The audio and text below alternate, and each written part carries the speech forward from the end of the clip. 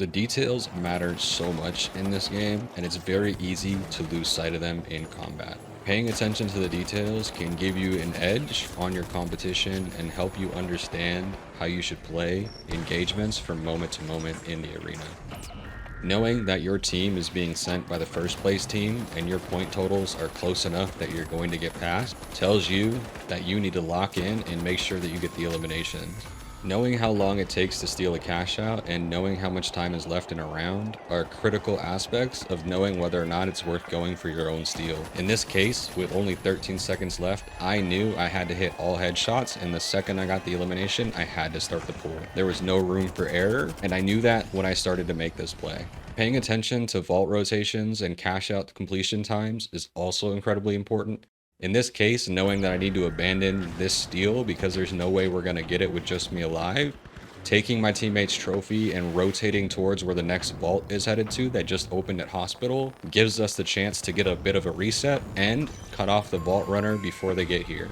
By paying attention to the details of the rotations, I put our team into a place where we could capitalize, even though it looked like we were in a spot where we were going to lose out. Take a look at this. How would you get the vault to cash out A? It might seem overwhelming and it might seem complex, but if you know the details and you know how the climbing system works, there's a very easy and clean line to run this with. Would you have stuck this res the way that I'm sticking it right now? Wondering why I stuck the res? The only person who's looking at me that is a threat is currently scoped in, and you know that because there's the light on their character, which is indicating that they are scoped in actively with whatever weapon they're using. This told me that we were probably safe here, and everybody else was focused on the fight in front of us, that it allowed me to res in plain sight safely. Like I talked about earlier, knowing how teams are going to rotate is incredibly important. In this case, after getting beamed by this orange team, I drop down to get some health and know that I need to rotate out of this construction site to the next vault. I also know that the orange team is thinking this too, so there's no safe way for me to go into this alley. I use sound to listen to where they're at before I get hit with a sonar. The second I got hit with a sonar, I knew that I had to move. As I'm moving into the alley, I see this goo barrel, and that is the critical detail that helps me here in this engagement. Grabbing the goo barrel and walking backwards, it gives me basically a little miniature riot shield. The enemy starts to shoot me, and once they do, they begin shooting the goo barrel instead of me, and it pops the goo barrel, allowing the goo to expand into a wall of protection. I also notice as I'm backing up that there's a grenade that just bounces at my feet. Again, a detail that matters. So I shoot the button with my weapon to raise that wall to protect me from the blast. So many little details in that one play helped me be successful in getting away from what would have been me being eliminated.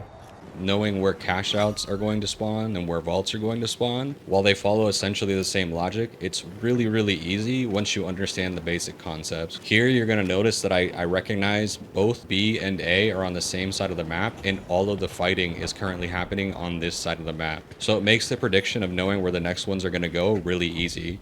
They will go on the other half of the map and they're going to split up from each other. So notice I'll ping where I think they're going to go, and look at how accurate I was with my guesses.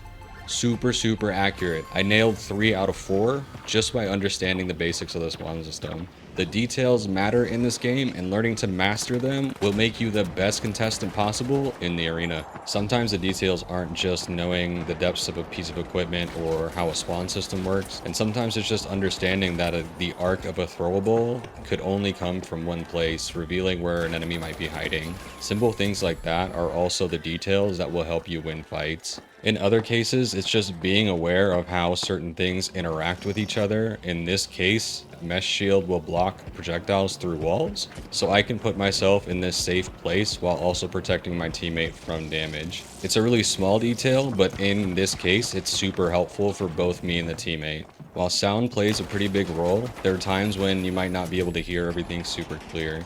Don't forget that you can also look at bullet projectiles, how they're hitting off the environment, to know what angles players are coming from, and in some cases you can use that to know whether or not it's safe to do a revive.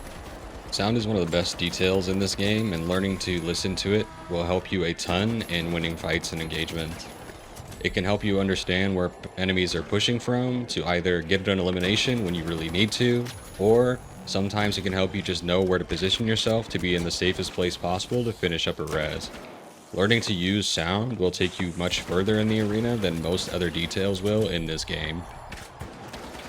Other details to keep in mind is remembering what players are using, what types of weapons they have, what types of specializations they have, because those details can really help you make real-time decisions during a fight. In this case, having both players lock bolted, the bigger of the two threats is the player that is not using the sniper, because the sniper is underneath me and doesn't have a great angle at taking a shot.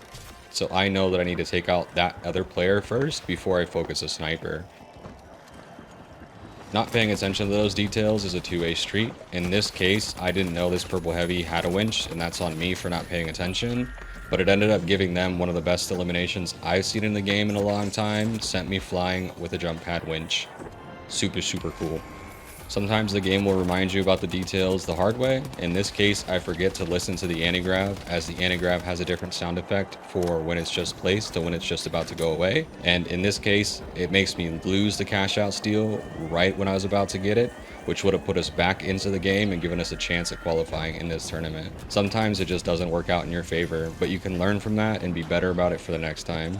There are far more details than I could possibly pack into a single video, but I hope that all of these have given you a lot of different insights into the different mechanics that lie underneath the surface. While I love being able to help everybody with different tips and tricks, I always encourage you to keep experimenting in the arena, because if I have played as much as I have and I'm still learning things, then it means there's still tons of stuff to be discovered that even I don't know about. That's it for me today, y'all. Thanks for watching.